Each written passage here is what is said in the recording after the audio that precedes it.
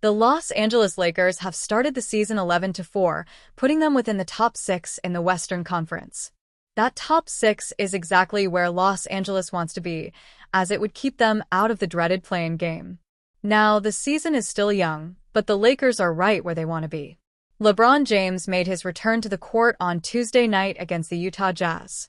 He played 30 minutes, scored 11 points, and dished out a team-high 12 assists. James extended his record of consecutive games with at least 10 points, but it was not his best performance. On the back of Luka Doncic, the Lakers walked away with a blowout win in the Kings' return. LeBron's son, Bronny James, played 4 minutes in the win. He was 1-for-1 from the field, with the one shot being a three-pointer. Bronny finished with 3 points and 2 assists in his short time on the court. Those 4 minutes were the second lowest he has played all season. With his minutes trending downward and Los Angeles continuing to get healthy, the Lakers have decided to send Bronny to the G League, per ESPN's Dave McMenamin. Bronny James still needs to develop. Bronny has played in just 37 total NBA games. In his career, the second-year pro has averaged 2.2 points, 1.1 assists, and 0.7 rebounds per game. Additionally, James has a career shooting percentage of 30.9%, while his three-point percentage sits below 30%. He has to sharpen his shooting ability and learn how to make a true impact at the NBA level. Shooting is where Bronny can really improve at the G League level. In fact, Coach J.J. Redick was seen yelling at James to shoot the ball more, especially when open. Maybe it was due to a lack of confidence, or maybe he did not see the shots. Whatever the case may be, Bronny will have plenty of chances to gain confidence in his stroke with the South Bay. That confidence is what he'll have to take with him when he makes his return to the NBA court. With South Bay last season, Bronny averaged 21.9 points per game, 5.5 assists, and 5.1 rebounds. In his 11 games played, the USC product took 17.5 shots per game and made 44.3% of them. He also made 38% of his three-point attempts. He is not going to be the player to take that many shots with Los Angeles, but he needs to greatly improve in the NBA if he wants to earn more minutes. Adou Thiero also sent to G League. Adou Thiero was sent to the G League along with Bronny. Thiero was a second-round pick in the 2025 draft out of the University of Arkansas. He has made just 2 appearances in the NBA and played just 9 total minutes. In that time, Thiero has scored 6 points and grabbed 1 rebound. His lack of minutes in Los Angeles made him an easy candidate to be sent down to the G League. He is a capable scorer, which is evident by his 15.1 points per game during his final college season. The G League will be a good place for Thiero to get the minutes he needs to get used to professional basketball. Former Los Angeles Lakers assistant general manager Jesse Buss publicly accused his sister, team governor Jeannie Buss, of eliminating every remaining Buss family member from meaningful roles in the organization following the team's $10 billion sale to billionaire Mark Walter. "She's fired everyone," Jesse told The Athletic, saying Jeannie has pushed out family members one by one, a process that began long before this week. Her latest move ousted Jesse and Joey Buss, who served as alternate governor and vice president of research and development. Joey has not made a public statement since his firing. This isn't the first time Jeannie has forced out a sibling. In 2017, she stripped Jim Buss, their brother, of his role as executive VP of basketball operations, taking control after years of internal power struggles. Since then, Jeannie has gradually consolidated authority. Jesse and Joey's terminations complete a process that has left no Buss family members in Lakers basketball operations for the first time in 45 years. Treated as an enemy in the Lakers organization, Jesse said the circumstances surrounding his firing were not a surprise. He claims that communication broke down over the past 2 seasons and that he was marginalized within the team's front office.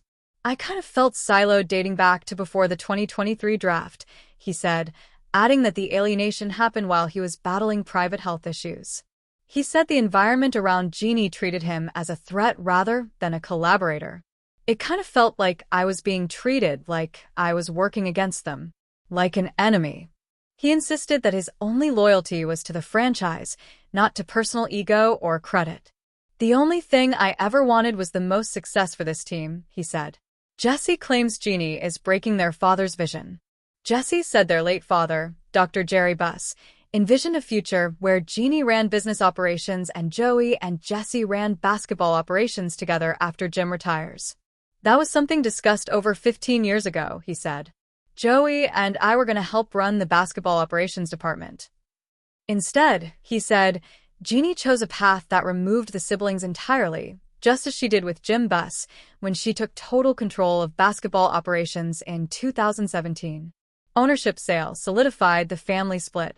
The Buss family sold its controlling stake to Mark Walter earlier this year, with Jeannie negotiating to remain governor for the next 5 years, even as her brothers lost their jobs. Jesse said that while sales often trigger staff changes, the real separation began long before the deal closed. I kind of saw the writing on the wall, he said. The sale of the team just solidified it. Both brothers will retain minority ownership shares, but neither will hold influence over basketball operations. Despite rift, Jesse praises Mark Walter and Lakers' future. Jesse emphasized that he remains a Lakers fan and said the franchise is positioned to succeed under new owner Mark Walter, the billionaire businessman who turned the Los Angeles Dodgers into a dominant MLB powerhouse. I think the Lakers are in great hands, Jesse said, praising Walter's track record and calling coach J.J. Redick fantastic. Still, his closing remarks hinted that Walter represents a necessary new direction, one that he believes Jeannie's recent leadership has failed to deliver. If the vision is the same from what I've seen over the last 10 years, then it isn't always going to lead to the success that Laker fans became accustomed to when my dad ran the team, he warned. The Los Angeles Lakers are closely monitoring former All-Star Andrew Wiggins as a potential trade target if the Miami Heat make the veteran wing available, NBA insider Jake Fisher reported on Bleacher Report's NBA Insider Notebook. Fisher said that Los Angeles has prioritized 2 specific needs ahead of the trade deadline: two-way wings and lob-threat big men capable of pairing with Luka Doncic and Austin Reeves. Wiggins is firmly on the list of players the Lakers would pursue if Miami shows a willingness to deal the 30-year-old forward. The Lakers sit near the top of the Western Conference standings and recently welcomed back LeBron James, but league analysts believe the roster remains one player short of matching elite title contenders such as the Oklahoma City Thunder, Denver Nuggets, and Houston Rockets. Why Andrew Wiggins fits the Lakers. At 6'7" with elite lateral speed, Wiggins would relieve the defensive burden on Doncic, James, and Reeves while providing much-needed scoring support. The former number 1 pick has delivered one of his most balanced campaigns to date, averaging 16.7 points, 4.9 rebounds, 2.8 assists, and 1.1 steals while shooting 36.5% from 3 in 15 games this season, giving Miami both floor spacing and high-level perimeter defense. Wiggins is under contract on a 4-year, $109 million deal, earning $28.2 million this year with a $30.2 million player option for 2026 to 27. His salary tier makes him more accessible than larger-scale 3 and D stars such as Mikal Bridges or OG Anunoby of the New York Knicks. Los Angeles can match salary through a package built around Rui Hachimura and Gabe Vincent, according to Fisher. Trade talks stretch back to the summer. Discussions involving Wiggins are not new. Anthony Irwin of Clutch Points reported in June that Miami expressed interest in Hachimura in a potential trade that would have sent Wiggins to Los Angeles. Irwin reported that talks advanced to the next step, but stalled once the Heat demanded more than Hachimura in return. Wiggins was acquired by the Heat in February as part of the blockbuster trade that sent Jimmy Butler to the Golden State Warriors, and multiple reports suggest Miami never viewed him as untouchable. NBA insider Mark Stein reported that Wiggins also surfaced in trade conversations with the Phoenix Suns before they shipped Kevin Durant to Houston. The accumulation of those talks suggests Miami has maintained long-term flexibility regarding Wiggins' future. Lakers taking a patient approach. While Wiggins is viewed as a top target, Los Angeles is not rushing into a deal.